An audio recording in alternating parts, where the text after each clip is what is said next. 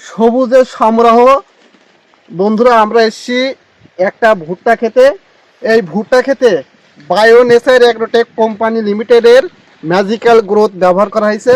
এবং এই ভুট্টাটা গত 10 দিন আগে এই ভুট্টাটা চেহারা ছিল খুবই কুমা এবং একটা নর্মাল পজিশনে। এই ভুট্টাটার খাবার দেওয়ার কারণে এই ভুট্টাটা এখন বর্তমানে সেচ এবং খাবার দেওয়ার কারণে খুবই সুন্দর গ্রোথ ধারণ করেছে।